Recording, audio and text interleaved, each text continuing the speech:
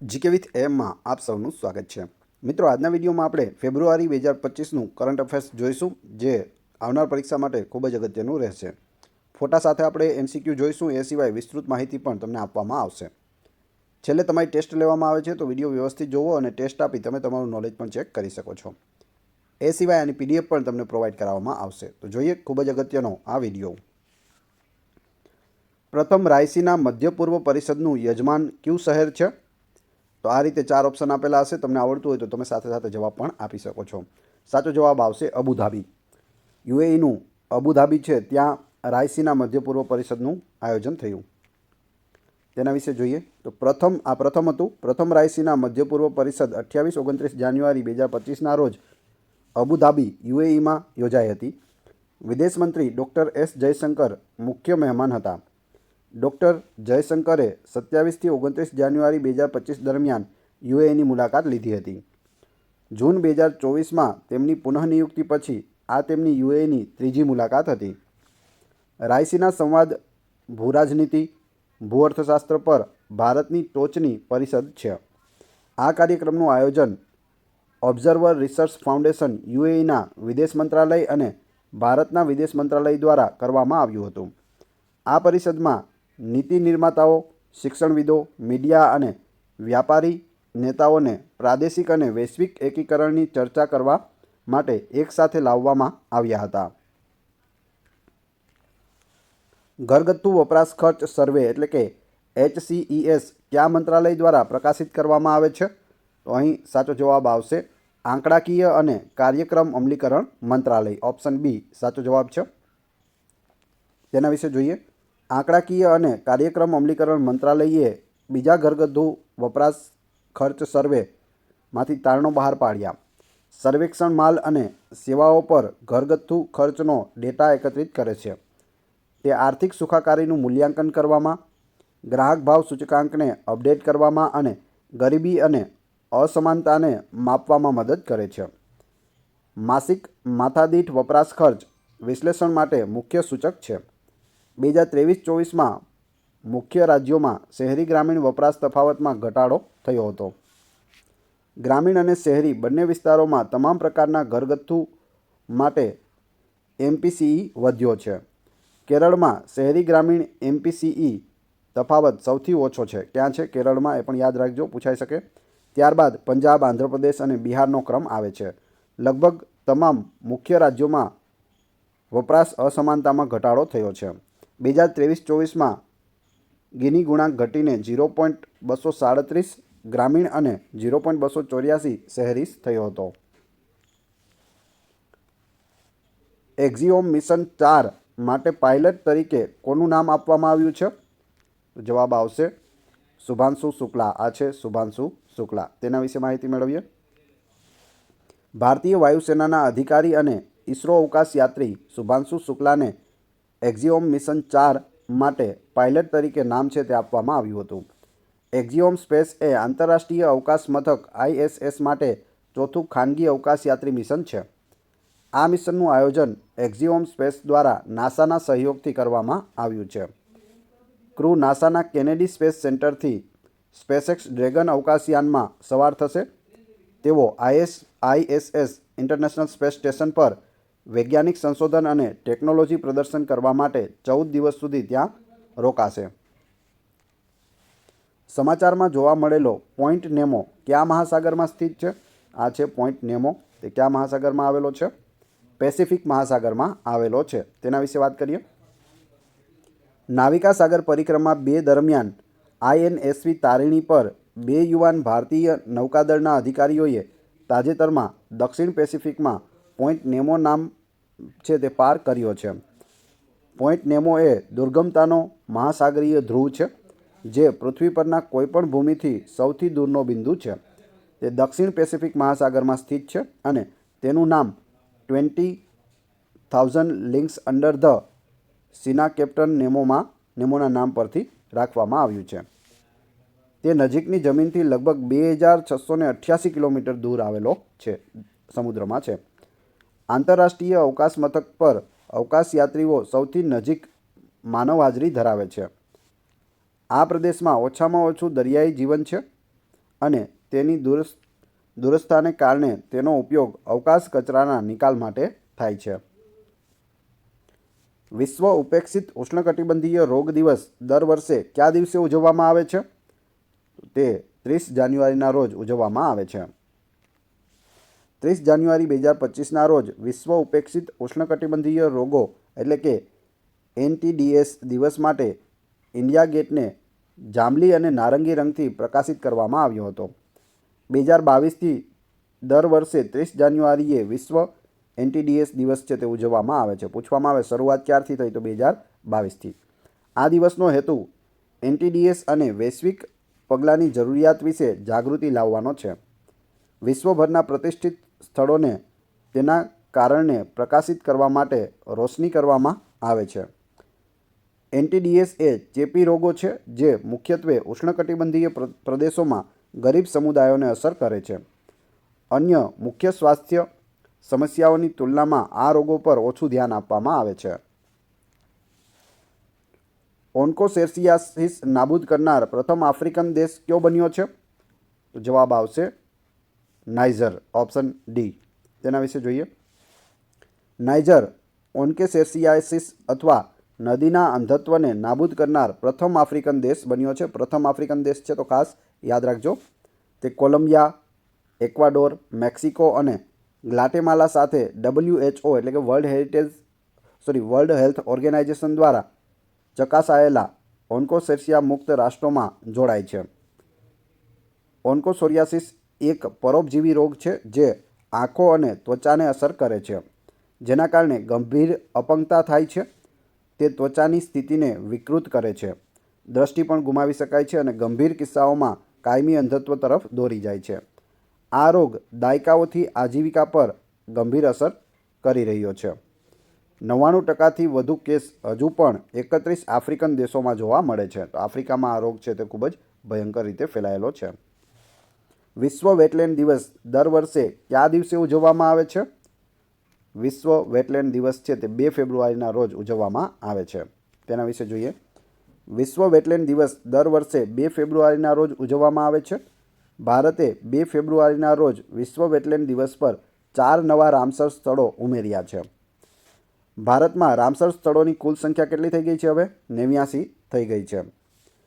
નવા સ્થળોમાં તમિલનાડુમાં સક્કારોકોટાઈ અને થેરથગલ પક્ષી અભયારણ્ય, સિક્કિમમાં ખેચેઓપાલરી વેટલેન્ડ અને ઝારખંડમાં ઉધવા તળાવનો સમાવેશ થાય છે. સિક્કિમ અને ઝારખંડને તેમની પ્રથમ રામસર સ્થળો પ્રાપ્ત થઈ છે. તો ઝારખંડ અને સિક્કિમમાં પ્રથમ રામસર સ્થળો છે તે મળ્યા છે. વેટલેન્ડ્સ વિવિધ જળચર જીવનને ટેકો આપે છે અને ઇકોસિસ્ટમમાં મહત્વપૂર્ણ ભૂમિકા ભજવે છે. 9મી એશિયન વિન્ટર ગેમ્સનું યજમાન દેશ કયો છે? તો તમે અહીં જોઈ શકો 2025 હાર્બિન સિટી, ચાઇના. જવાબ આવશે ઓપ્શન એ ચીન. તેના વિશે જોઈએ. પ્રથમ વખત ભારત રાષ્ટ્રીય રમતગમત ફેડરેશન યોજનાને સહાયતા હેઠળ એશિયન વિન્ટર ગેમ્સ માટે તેના ટુકડીને સંપૂર્ણ ભંડોળ છે તે પૂરું પાડી રહ્યું છે. 9મી એશિયન વિન્ટર ગેમ્સ 7થી 14 ફેબ્રુઆરી 2025 દરમિયાન ચીનના હાર્બિનમાં યોજાઈ. 59 એથ્લેટ્સ અને 29 અધિકારીઓ સહિત 88 સભ્યોની ભારતીય ટુકડીએ ભાગ લીધો. Alpine skiing, cross country skiing, figure skating, short track speed skating અને સ્પીડ સ્કેટિંગ લોંગ ટ્રેકના ખેલાડીઓને નાણાકીય સહાય આપવામાં આવશે. ANSF યોજના એથ્લેટ તાલીમ, વિદેશી કોચ અને આંતરરાષ્ટ્રીય ઇવેન્ટ્સ માટે સપોર્ટ સ્ટાફને ભંડોળ છે તે પૂરું પાડે છે. કાટ લાગ્યો હોય તેવી ટપકીવાળી બિલાડી તાજેતરમાં કયા રાજ્યમાં જોવા મળી? Rusty spot cat. તમે અહીં ફોટોમાં જોઈ શકો છો. તો આ બિલાડી તાજેતરમાં ક્યાં જોવા મળી છે? તો તે પશ્ચિમ બંગાળમાં જોવા મળી છે. તેના વિશે જોઈએ. પશ્ચિમ બંગાળના પુરુલિયા જિલ્લાના જંગલોમાં તાજેતરમાં જ પહેલીવાર કાંટવાળું ટપકું ધરાવતી બિલાડી છે તે જોવા મળી છે. તે વિશ્વની સૌથી નાની અને હલકી બિલાડી છે. વજન ઓછું છે. તેનું વજન 1.5 કિલોગ્રામથી પણ ઓછું છે. વૈજ્ઞાનિક રીતે પિયોનાયુલસ રૂબિજિનોસ તરીકે તે ઓળખાય છે. તેનું વૈજ્ઞાનિક નામ પણ યાદ રાખજો. તેમાં કાંટવાળું ટપકું ધરાવતો હરણ ગ્રે રંગનો કોટ, આંખો દ્વારા સફેદ છટાઓ સાથે ટૂંકા ગોળાકાર માથું, ટૂંકું ગોળાકાર માથું અને મધ્યમ લાંબી નિશાન વગરની કાટવાળું પૂંછડી ધરાવે છે. તેની મોટી આંખો તેની નિશાચર ટેવોને મદદ કરે છે, જ્યારે ટૂંકા પગ અને કાળા તળિયાવાળા પગ ચપળતા વધારે છે. ભારત તેની 80% વસ્તી ધરાવે છે અને તેને IUCN દ્વારા નજીકથી જોખમમાં મુકાયેલ તરીકે સૂચિબદ્ધ છે તે કરવામાં આવી છે. તો આને ખાસ યાદ રાખજો. ભારતીય ભાષા પુસ્તક યોજનાનો મુખ્ય ઉદ્દેશ્ય શું છે? તો તેનો મુખ્ય ઉદ્દેશ્ય છે ભારતીય ભાષાઓમાં ડિજિટલ પાઠ્યપુસ્તકો પૂરા પાડવા. ભારતીય ભાષા પુસ્તક યોજના બહાર પાડવામાં આવી છે, જેના દ્વારા ભારતીય ભાષાઓમાં ડિજિટલ પુસ્તકો છે તે પૂરા પાડવામાં આવશે. કેન્દ્રીય બજેટ 2025-26માં ભારતીય ભાષાઓમાં ડિજિટલ પાઠ્યપુસ્તકો પૂરા પાડવા માટે ભારતીય ભાષા પુસ્તક યોજના રજૂ કરવામાં આવી હતી. તેનો ઉદ્દેશ્ય શાળાઓ અને યુનિવર્સિટીઓમાં વિદ્યાર્થીઓ માટે શિક્ષણને વધુ સુલભ બનાવવાનો છે. આ યોજના વિવિધ ભાષાકીય પૃષ્ઠભૂમિને ટેકો આપવા માટે બહુવિધ પ્રાદેશિક ભાષાઓમાં અભ્યાસ સામગ્રી પ્રદાન કરશે. તે સમગ્ર ભારતમાં વિદ્યાર્થીઓ માટે શૈક્ષણિક સંસાધનોમાં અંતરને દૂર કરવાનો પ્રયાસ કરે છે. આ પહેલ અસ્મિતા એટલે કે અનુવાદ અને શૈક્ષણિક લેખન દ્વારા ભારતીય ભાષાઓમાં અભ્યાસ સામગ્રીમાં વધારો કાર્યક્રમને પૂરક બનાવે છે, જે ભારતીય ભાષાઓમાં શૈક્ષણિક સામગ્રીના અનુવાદ અને વિકાસ પર ધ્યાન કેન્દ્રિત કરે છે. કઈ સંસ્થાએ ભારતની વશોરાજ નામની main portable air defence missile system છે તે વિકસાવી છે? તો આ છે તે DRDOએ એટલે કે ડિફેન્સ રિસર્ચ એન્ડ ડેવલપમેન્ટ ઓર્ગેનાઇઝેશને વિકસાવેલી છે. આગળ જોઈએ. DRDOએ ઓડિશાના ચાંદીપુર કિનારે વશોરાજના 3 ફ્લાઇટ ટ્રાયલ છે તે સફળતાપૂર્વક કર્યા છે. ઓછી ઉડતી ડ્રોનનું અનુકરણ કરીને હાઈસ્પીડ, ઓછી ઊંચાઈવાળા હવાઈ જોખમોને લક્ષ્ય બનાવતા પરીક્ષણો કર્યા છે. Defence research and development organisation એટલે કે DRDOએ ભારતની મેન પોર્ટેબલ એર ડિફેન્સ વશોરાજ તરીકે ઓળખવામાં આવે છે. આ સિસ્ટમ 6 કિલોમીટર સુધીની રેન્જ પર ઓછી ઊંચાઈવાળા હવાઈ જોખમોને નિષ્ક્રિય કરવા માટે રચાયેલ છે.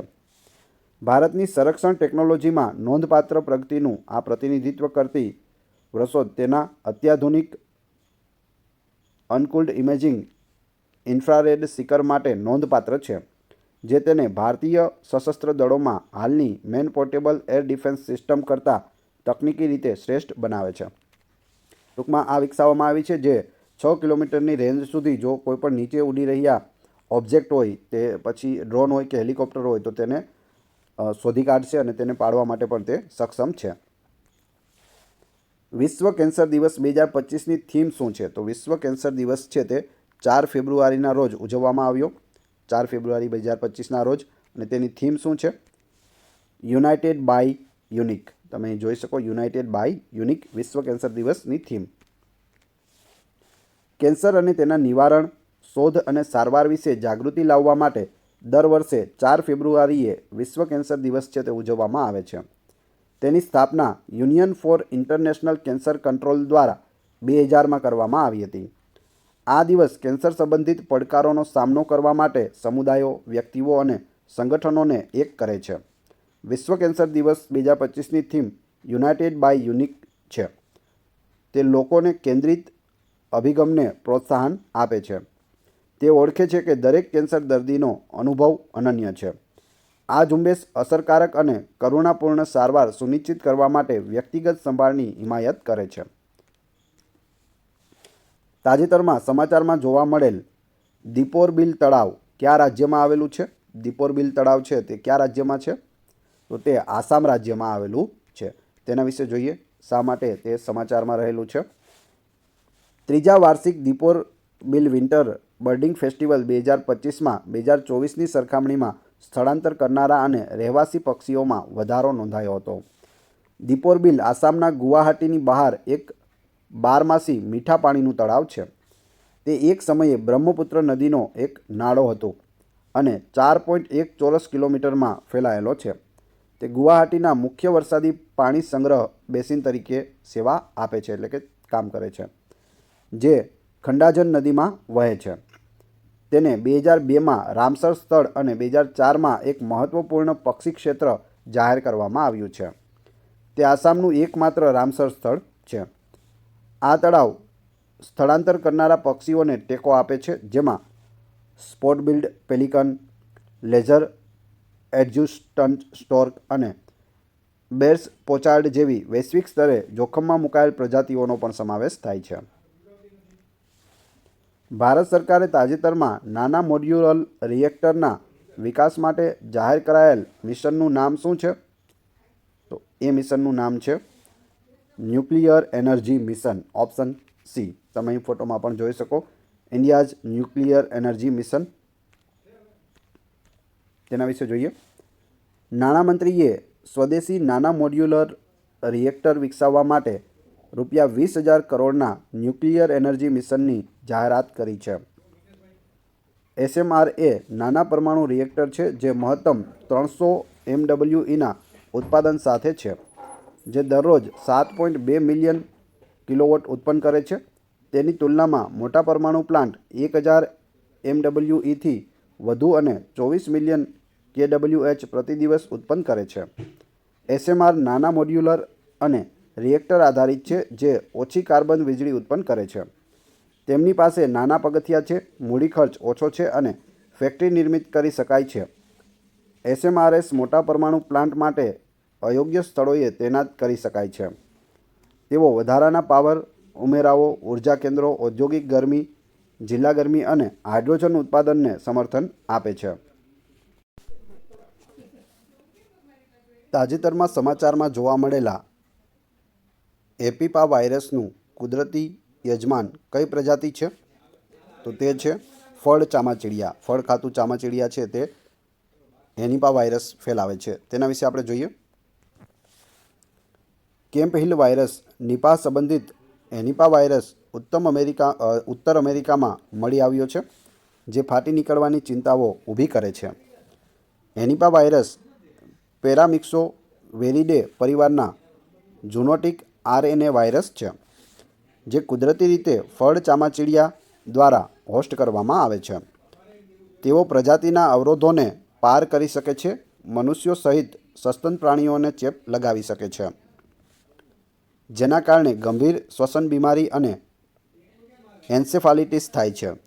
ચેપગ્રસ્ત પ્રાણીઓ દૂષિત ખોરાક, પાણી અને માનવથી માનવ સંપર્ક દ્વારા ટ્રાન્સમિશન થાય છે.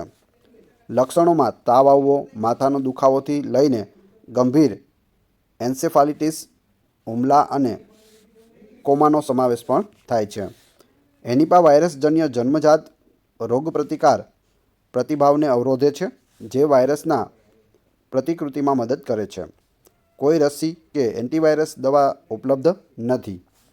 સારવાર ફક્ત લક્ષણો દ્વારા જ થાય છે. તો આ નવો વાયરસ છે, નામ છે હેનિપા વાયરસ. ચામાચીડિયા દ્વારા તે ફેલાય છે. જે ફળ ખાતા ચામાચીડિયા છે તેના દ્વારા વધારે ફેલાય છે અને ખૂબ જ ગંભીર છે. પ્રાણીથી પ્રાણીમાં પણ ફેલાય છે, મનુષ્યથી મનુષ્યમાં પણ ફેલાય છે, જે રીતે કોરોના ફેલાતો હતો. બાર્ટ ડી વેવર કયા દેશના વડાપ્રધાન તરીકે ચૂંટાયા છે? તો આ છે બાર્ટ ડી વેવર. જવાબ આવશે બેલ્જિયમ દેશના તેઓ નવા વડાપ્રધાન બન્યા છે.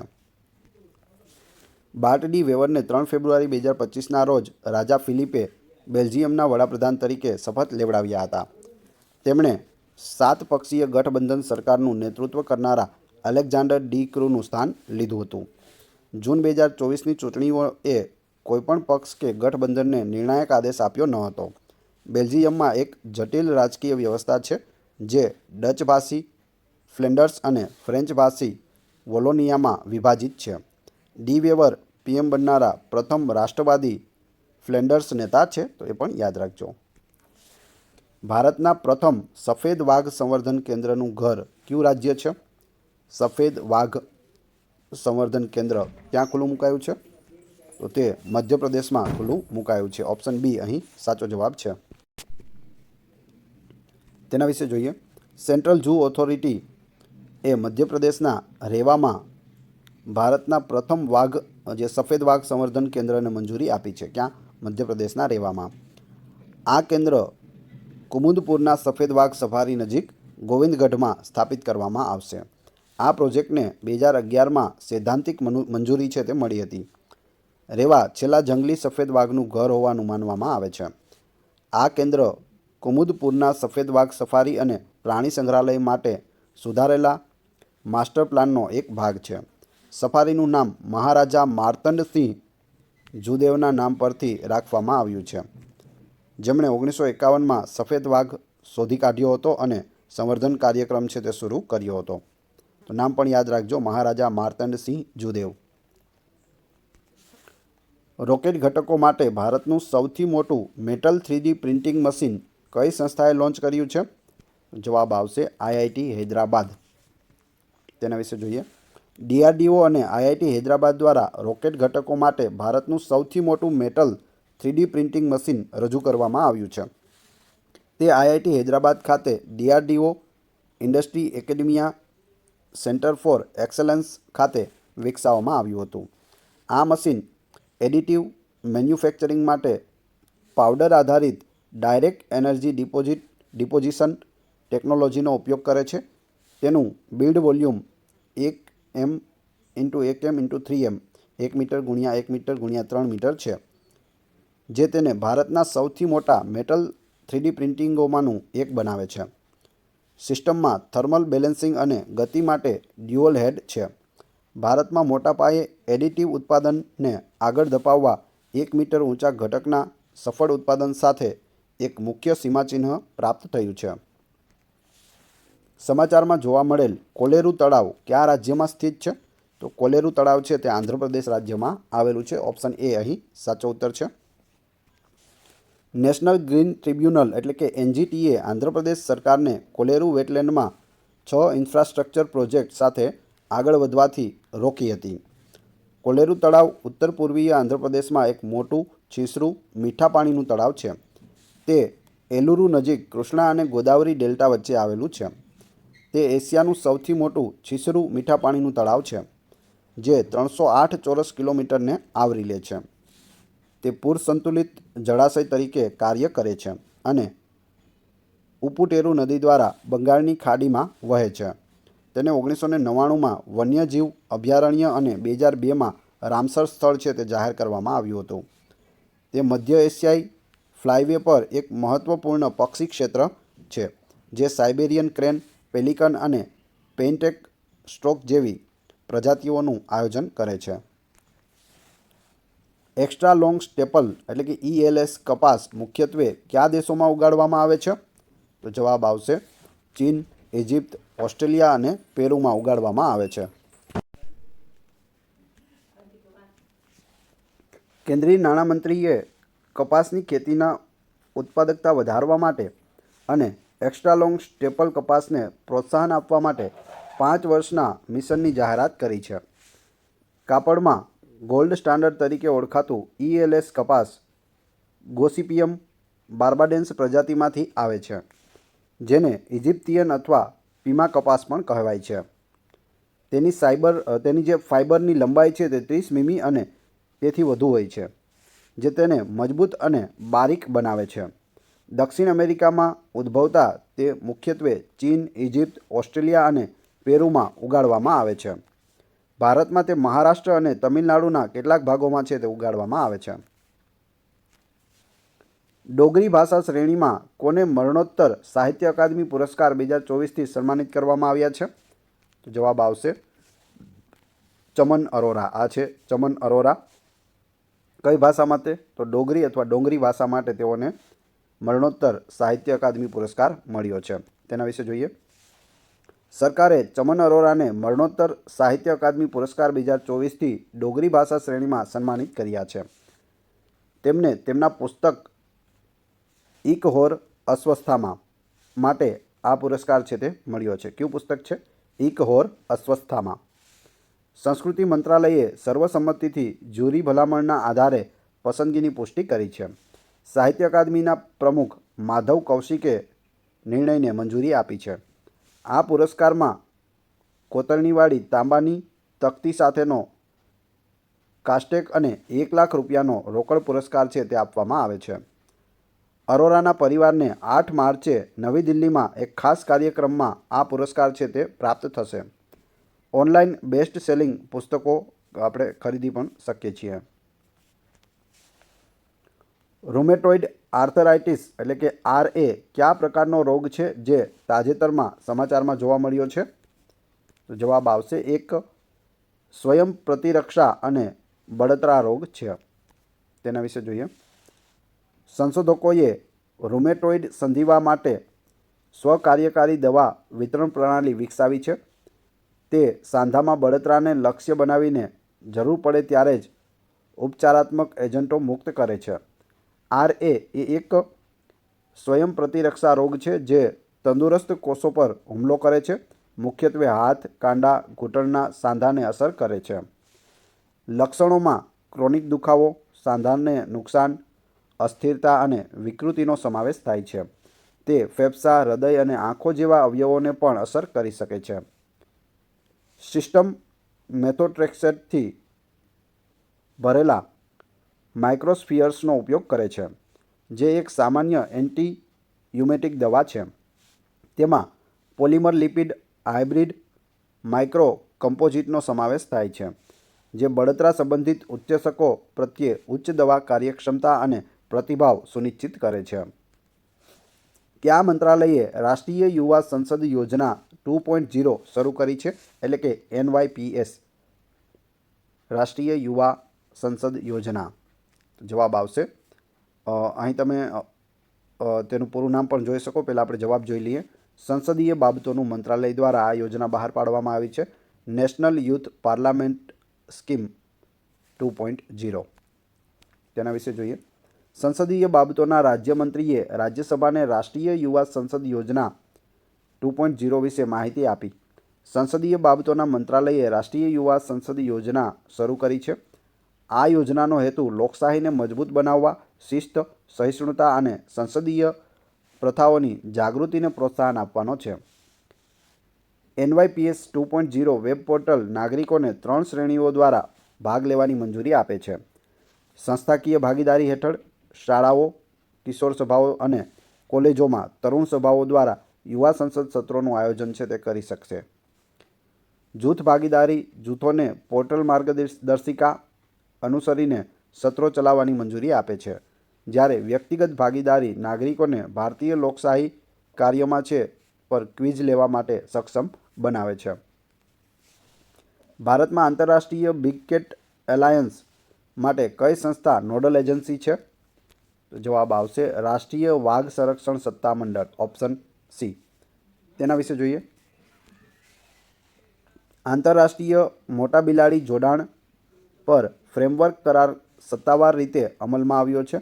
ભારતે પર્યાવરણ, વન અને આબોહવા પરિવર્તન મંત્રાલય હેઠળ રાષ્ટ્રીય વાઘ સંરક્ષણ સત્તામંડળ દ્વારા IBCAની સ્થાપના કરી છે.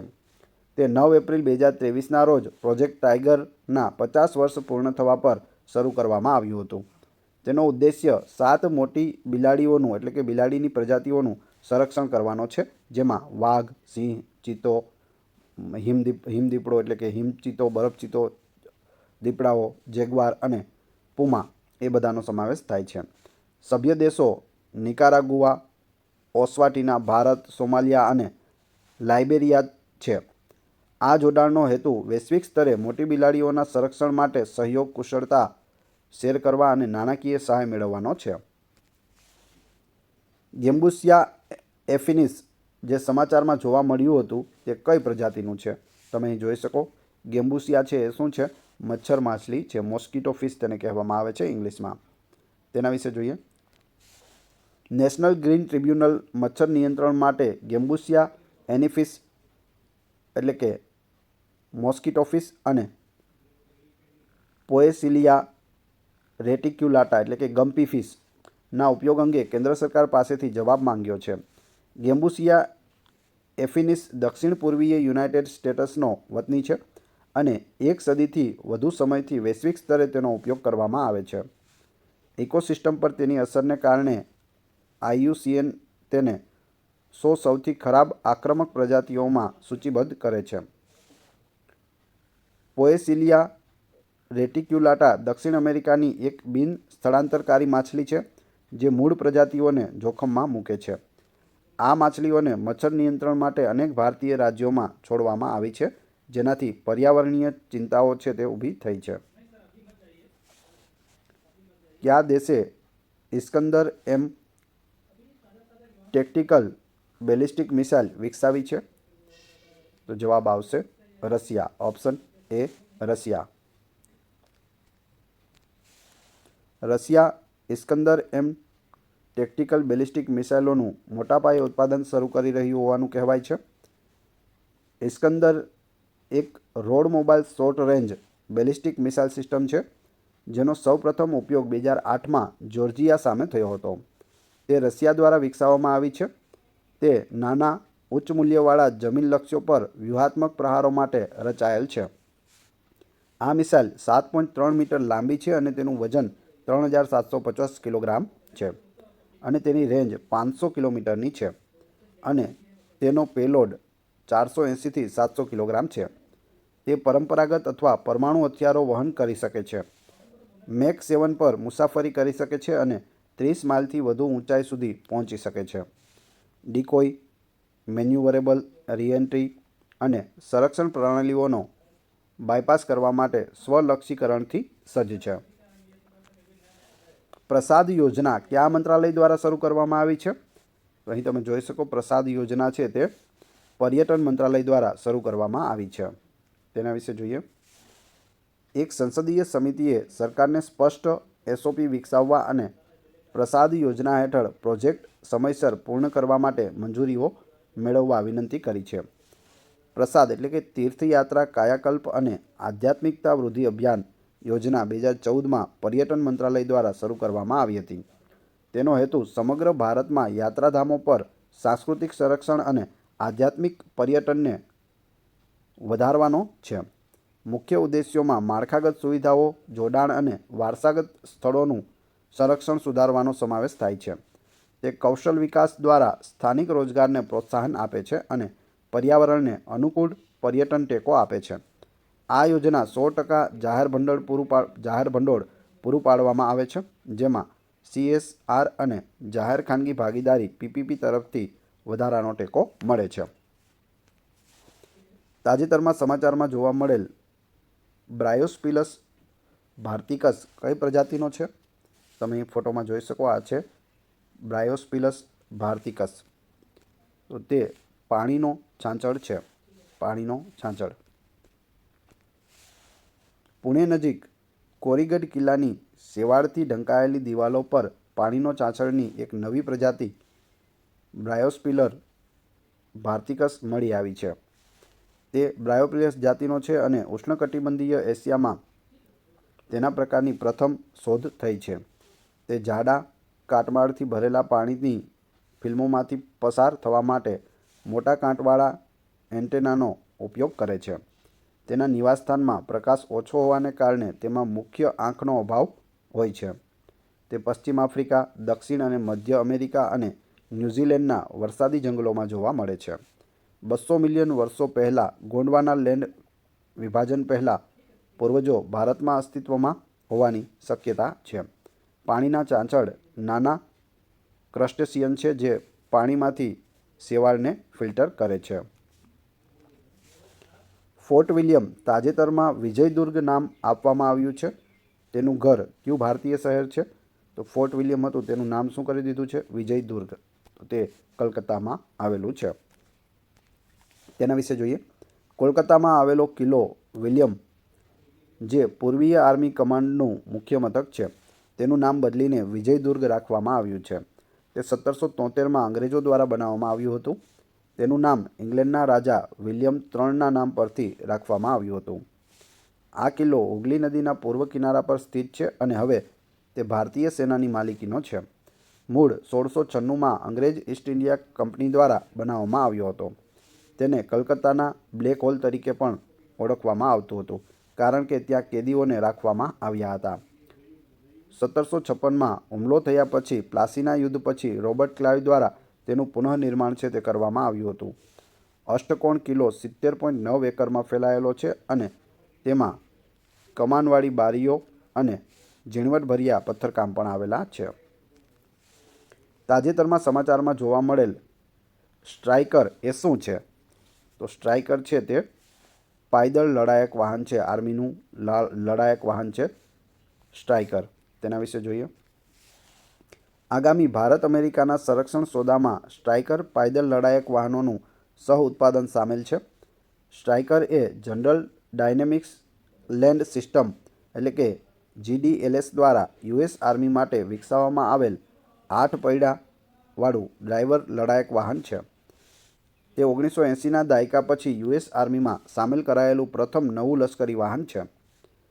સ્ટ્રાઇકર પરિવારમાં પાયદળ, કેરિયર્સ, મોબાઈલ ગન સિસ્ટમ અને મેડિકલ ઇવેક્યુએશન વાહનો જેવા વિવિધ પ્રકારોનો સમાવેશ થાય છે. તે શહેરી યુદ્ધમાં ગતિ અને સુગમતા માટે જાણીતું છે. આ વાહનની રેન્જ 483 કિલોમીટરની છે.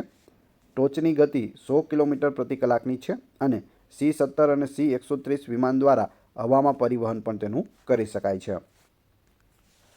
કયા મંત્રાલયે સત્તાવરી સારા સ્વાસ્થ્ય માટે નામનું અભિયાન છે તે શરૂ કર્યું છે? તો આ સત્તાવરી છે.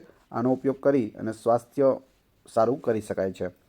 જવાબ આવશે આયુષ મંત્રાલયે તેની જાહેરાત કરી છે સત્તાવરી સારા સ્વાસ્થ્ય માટે. તેના વિશે જોઈએ. આયુષ્ય મંત્રાલયે ઔષધીય વનસ્પતિઓ પ્રત્યે જાગૃતિ ફેલાવવા માટે સત્તાવરી સારા સ્વાસ્થ્ય માટે અભિયાન શરૂ કર્યું છે. તેનું ઉદ્ઘાટન આયુષ મંત્રાલયના રાજ્યમંત્રી દ્વારા, જેનું નામ છે શ્રી પ્રતાપરાવ જાધવ, તેના દ્વારા છે તે કરવામાં આવ્યું હતું. આ અભિયાનનું નેતૃત્વ રાષ્ટ્રીય ઔષધીય વનસ્પતિ બોર્ડ દ્વારા કરવામાં આવે છે, જેણે અગાઉ આમળા, મોરિંગા, ગીલો અને અશ્વગંધાનો પ્રચાર પણ કર્યો છે. રૂપિયા 18.9 લાખની નાણાકીય સહાય સત્તાવરીનો પ્રચાર કરવા માટે યોગ્ય સંસ્થાઓને સહાય કરશે. આ પહેલ પરંપરાગત દવા અને સર્વાંગી સુખાકારી પર ભારતના ધ્યાનને મજબૂત બનાવે છે. પોંગ ડેમ લેક વન્યજીવ અભયારણ્ય કયા રાજ્યમાં આવેલું છે? તો જવાબ આવશે હિમાચલ પ્રદેશમાં તે આવેલું છે. ક્યાં આવેલું છે? હિમાચલ પ્રદેશમાં પોંગ ડેમ લેક વન્યજીવ. તેના વિશે જોઈએ. પોંગ ડેમ લેક વન્યજીવ અભયારણ્ય 2025ની વાર્ષિક પક્ષી ગણતરીમાં 97 પ્રજાતિઓના 1,53,719 પક્ષીઓ નોંધાયા હતા, જે અત્યાર સુધીની સૌથી વધુ છે. પોંગ ડેમ લેક, જેને મહારાણા પ્રતાપ સાગર પણ કહેવામાં આવે છે, તે હિમાચલ પ્રદેશના કાંગડામાં બિયાસ નદી પર માનવસર્જિત જળાશય છે. તે 307 ચોરસ કિલોમીટરમાં ફેલાયેલું છે અને 2002માં તેને રામસર સ્થળ તરીકે નિયુક્ત કરવામાં આવ્યું છે. આ અભયારણ્યમાં 220થી વધુ પક્ષીઓની પ્રજાતિઓ રહે છે, જેમાં બાર-હેડેડ હંસ, પિન્ટેલ્ડ અને બગલાઓનો સમાવેશ થાય છે.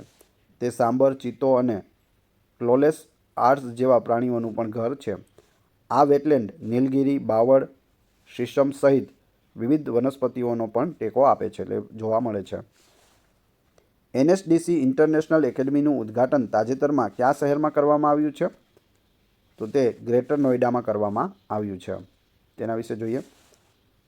કૌશલ્ય વિકાસ અને ઉદ્યોગ સાહસિકતા મંત્રાલયે ઉત્તર પ્રદેશના ગ્રેટર નોઈડામાં ઇન્ટરનેશનલ એકેડમીનું ઉદ્ઘાટન કર્યું છે.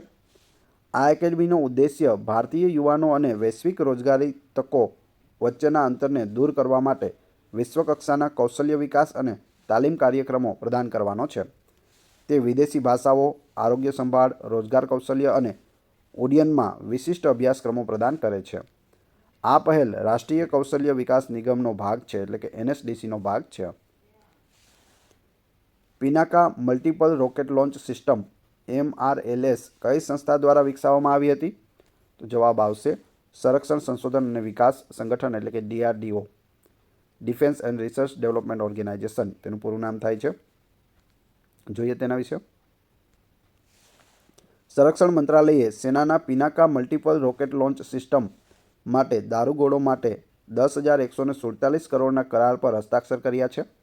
પિનાકા એ DRDOના armament research and development establishment દ્વારા વિકસાવવામાં આવેલ યુદ્ધ પ્રમાણિત all weather artillery weapon system છે. તેનો ઉપયોગ સૌ પ્રથમ કારગિલ યુદ્ધમાં દુશ્મનના સ્થાનોને નિષ્ક્રિય કરવા માટે કરવામાં આવ્યો હતો. આ સિસ્ટમ દુશ્મનના મહત્વપૂર્ણ લક્ષ્યો પર ઝડપી અને સચોટ ગોળીબાર પહોંચાડે છે. દરેક લોન્ચરમાં 12 રોકેટ હોય છે અને એક બેટરીમાં 6 લોન્ચર કુલ 72 રોકેટ હોય છે. તેની રેન્જ 60થી 75 કિલોમીટરની છે અને તે ઉચ્ચ વિસ્ફોટક અને સબમરીનલ વોરહેડ્સ ફાયર કરી શકે છે. ઇસરોએ કઈ સંસ્થામાં FEAST એટલે કે finite element analysis of structure software વિકસાવ્યું છે? તો જવાબ આવશે IIT હૈદરાબાદ. તેના વિશે જોઈએ. ઇસરોએ IIT હૈદરાબાદ ખાતે 8મી રાષ્ટ્રીય ફિનાઇટ એલિમેન્ટ ડેવલપર્સ મીટિંગમાં finite elements analysis of structures સોફ્ટવેરનું નવીનતમ સંસ્કરણ રજૂ કર્યું છે. સ્વદેશી માળખાકીય વિશ્લેષણ સોફ્ટવેરને પ્રોત્સાહન આપવા માટે 250થી વધુ ઉદ્યોગ નેતાઓ, શિક્ષણવિદો અને સંશોધકોએ હાજરી આપી હતી. ઇસરોના વિક્રમ સારાભાઈ સ્પેસ સેન્ટર દ્વારા વિકસિત ફિએસ્ટ એરોસ્પેસ, ઓટોમોબાઈલ, સિવિલ અને મિકેનિક ક્ષેત્રોમાં વિવિધ ભાર હેઠળ માળખાઓનું વિશ્લેષણ કરે છે. કઈ રાજ્ય સરકારે વિકસિત ગામ યોજના શરૂ કરી છે? વિકસિત ગામ યોજના છે તે ઓડિશા રાજ્ય સરકારે શરૂ કરી છે. ઓડિશાના મુખ્યમંત્રી મોહન ચરણ માઝીએ ગ્રામીણ શહેરી વિકાસના અંતરને દૂર કરવા માટે વિકસિત ગાંવ વિકસિત ઓડિશા યોજના છે તે શરૂ કરી છે. BGBO, વિકસિત ગાંવ વિકસિત ઓડિશા. આ યોજનાનું બજેટ 5 વર્ષમાં ₹5,000 કરોડ છે અને તેનો હેતુ 60,000 ગામડાઓનો વિકાસ કરવાનો છે. તે રાજ્યની 80% વસ્તીને આવરી લેતા ગ્રામીણ વિસ્તારોમાં સારી રહેવાની સ્થિતિ માટે મૂળભૂત માળખાગત સુવિધાઓ સુધારવા પર ધ્યાન કેન્દ્રિત કરે છે. ગ્રામજનો પ્રોજેક્ટનું આયોજન અને અમલ કરશે, જેમાં 40% ભંડોળ આદિવાસી વિસ્તારો માટે અનામત રાખવામાં આવશે. જિલ્લા કલેક્ટરો અને સામાજિક ઓડિટ દ્વારા પારદર્શક શાસન સુનિશ્ચિત કરવામાં આવશે. ભીમગઢ વન્યજીવ અભયારણ્ય કયા રાજ્યમાં સ્થિત છે? જવાબ આવશે કર્ણાટક રાજ્યમાં સ્થિત છે ભીમગઢ વન્યધામ અથવા તો વન્યજીવ અભયારણ્ય. કર્ણાટક સરકારની ભીમગઢ વન્યજીવ અભયારણ્યને વન્યજીવન સફારી માટે ખોલવાની યોજનાએ વિવાદ અને પર્યાવરણવાદી પ્રતિક્રિયાઓ ઊભી કરી છે. તે કર્ણાટકના બેલગામ જિલ્લામાં સ્થિત છે, જે પશ્ચિમ ઘાટમાં ફેલાયેલું છે. તેને ડિસેમ્બર 2011માં વન્યજીવ અભયારણ્ય જાહેર કરવામાં આવ્યું હતું અને તેનું નામ ભીમગઢ કિલ્લા પરથી રાખવામાં આવ્યું છે. તેનું નિર્માણ 17મી સદીમાં શિવાજી દ્વારા કરવામાં આવ્યું હતું. આ અભયારણ્ય દાંડેલી અને મહાદેઈ વન્યજીવ અભયારણ્ય સહિત અનેક સંરક્ષિત વિસ્તારો સાથે સીમાઓ વહેંચે છે. તે તિલ્લારી, માલાપ્રભા અને મહાદેઈ જેવી નદીઓનો સ્ત્રોત પણ છે. રાષ્ટ્રીય સફાઈ કર્મચારી આયોગ કયા મંત્રાલય હેઠળ કાર્ય કરે છે?